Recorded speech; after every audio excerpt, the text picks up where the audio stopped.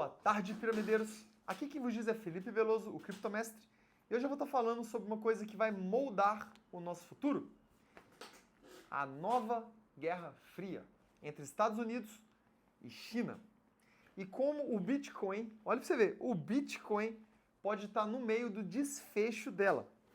Parece coisa de clickbait ou até mesmo entusiasta falando besteira, mas grandes figuras mundo afora, como Elon Musk, Donald Trump, Larry Fink, que controla a aposentadoria privada da maioria dos americanos, e até Paulo Guedes estão falando sobre isso.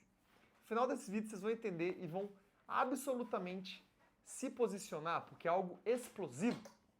Então vamos dar um pouquinho de contexto, vamos entender um pouquinho o que está por trás de tudo isso.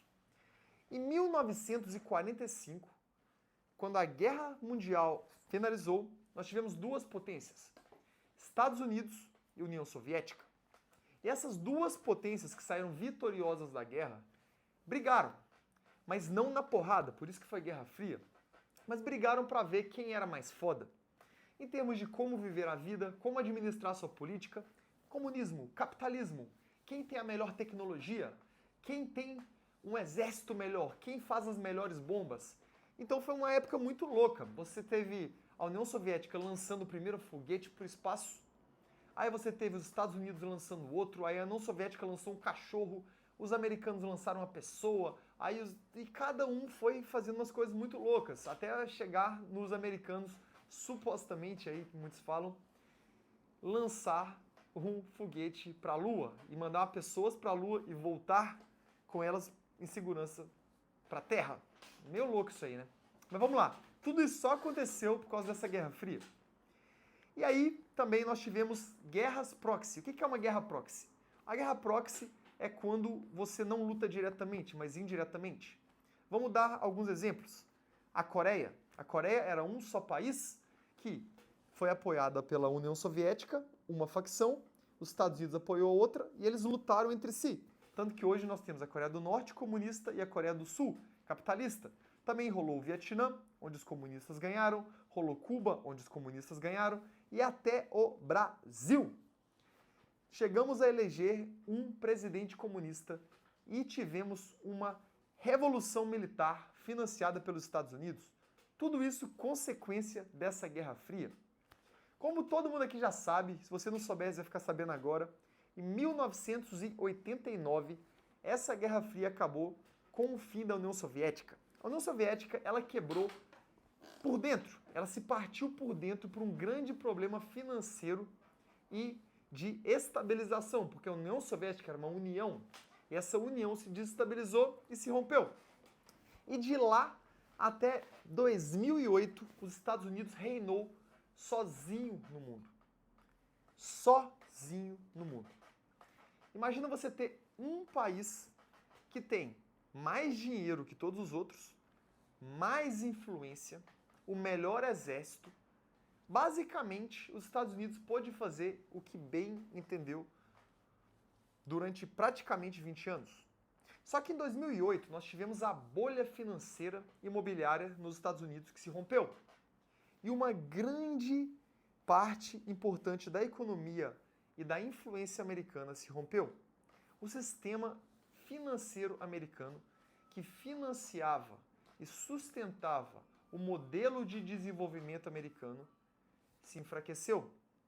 E a China, que tinha uma produtividade melhor, um custo para se produzir muito menor, dominou o mercado do mundo inteiro. Então, se você era uma empresa brasileira, americana, europeia, você precisava abrir fábricas na China, senão a fábrica da China ia chegar no seu país e te quebrar. Um grande exemplo disso foi criado em Nova Serrana, uma cidade que é conhecida por fabricar sapatos. E boa parte das marcas originais ali de Nova Serrana faliram porque os produtos chineses vinham 1/3 do preço e ainda com uma margem para o vendedor. Não dá para você competir. Então hoje Nova Serrana basicamente falsifica calçados. O que eu conheço de gente que fechou fábrica e hoje faz trabalhos aí relacionados a isso aí, a falsificação, é absurdo. Então basicamente a China se transformou em um grande player econômico, financeiro. Só que aí, em 2012, quando a China já estava chegando para ser a segunda maior economia do mundo, passar o Japão, passar também a Alemanha, uma coisa aconteceu. O presidente da China, eleito, Xi Jinping, tinha uma visão diferente. Que a China, historicamente, não tinha que ser apenas uma influência econômica, mas também uma influência política e militar. Eles precisavam fazer parte do game.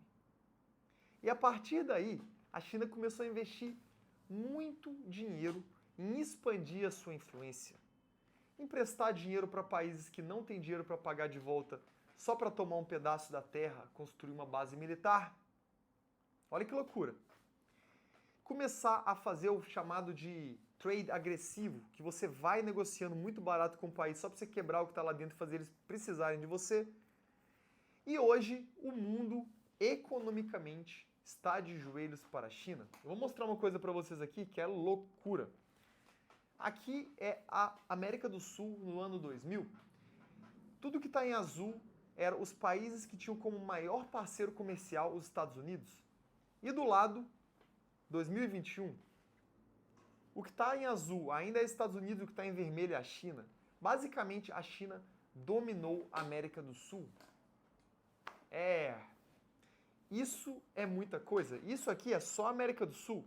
Quando você vai olhar para a Europa, quando você vai olhar para a África, para a Ásia, a China dominou o comércio mundial. Então a China já é um player financeiro econômico que bate de frente com os Estados Unidos. Também está chegando aos poucos para ser militar, principalmente com as alianças que estão fazendo. Mas tem um grande problema nesse caminho. Tem um grande problema para a China se tornar uma potência de pau a pau com os Estados Unidos. Ou seja, ela tem um grande obstáculo, uma grande pedra no sapato. E essa pedra no sapato se chama dólar. O dólar americano, desde 1944, em um acordo chamado Bretton Woods, virou a moeda global para você comprar, para você vender, para você comprar dólar. Alguém aí já ouviu falar de petrodólar? Você faz tudo isso utilizando o dólar. E se você quiser manter o seu país economicamente saudável, você precisa ter dólar no caixa do seu país.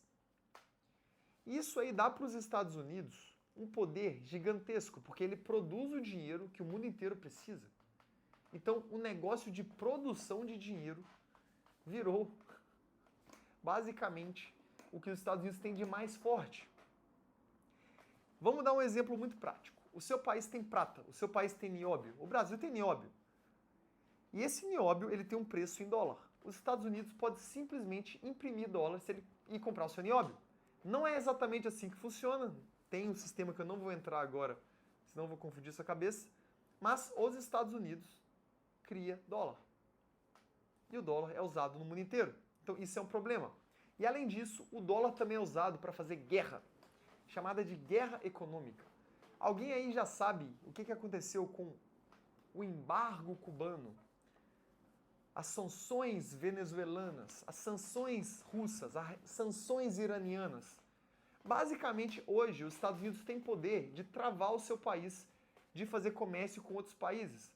Do nada, os Estados Unidos não gosta de alguma coisa que você fez, bloqueia você, e aí você não consegue mais comprar o seu produto. Pode ser qualquer coisa, banana. Sei lá, você está na Rússia, ninguém produz banana. Não tem mais, de onde que eu vou comprar essa banana? Tá travado, ninguém aceita mais o meu dólar. E a empresa que aceitar também não vai poder usar o dólar. Eles podem congelar a reserva que os países acumularam durante anos. Está congelado, como foi congelado da Rússia. E isso é um problema, isso é uma pedra no sapato da China e de seus aliados. Rússia, Índia, Irã, Brasil. E por isso, esses países criaram uma coisa interessante. Um banco dos BRICS.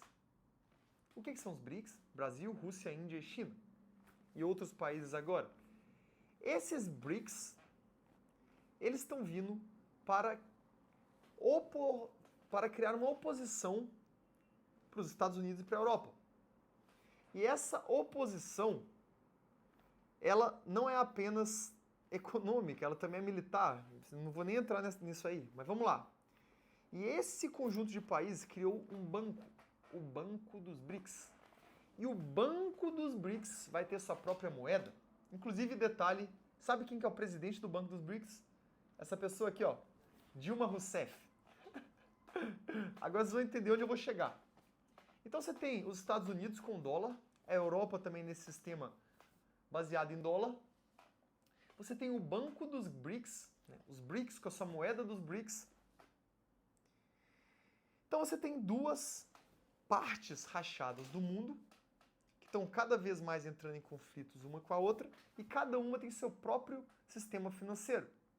Então se você fizer negócio com o dinheiro dos BRICS, o Trump já falou, você vai ser punido pelos Estados Unidos. E logo, logo, quando o Trump começar a punir esses países que fazem negócio com o dinheiro dos BRICS, provavelmente a China também vai punir os países que utilizarem o dólar.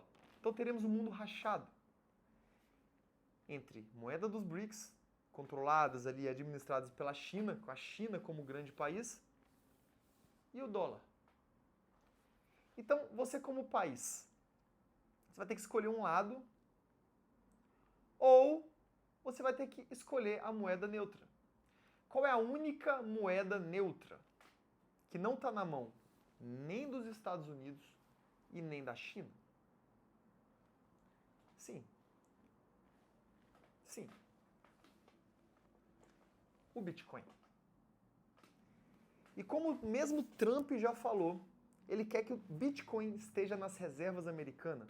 Ele quer trazer para os Estados Unidos o desenvolvimento das criptos. Ele quer colocar os Estados Unidos na frente dessa tecnologia, porque provavelmente essa tecnologia é a única solução para o mundo rachado com duas moedas e dois sistemas globais de pagamento.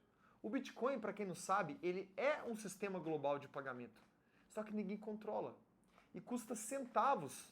Vou falar, nem sempre centavos, pode custar alguns dólares. Mas para você mandar 25 bilhões de dólares daqui para a China em Bitcoin, você vai gastar 2 dólares. Para você mandar em dólar, muito mais. Para você mandar em ouro, pior ainda. Então o Bitcoin vem para uma solução real a esse problema. E ele resolve o problema do enfraquecimento do dólar. O dólar, ele não pode, no modelo atual, ser a moeda global por muito tempo, porque ele perdeu o lastro. A partir de 1971, o dólar já não é mais lastreado em ouro. Então o dólar é produzido. O dólar perdeu a força.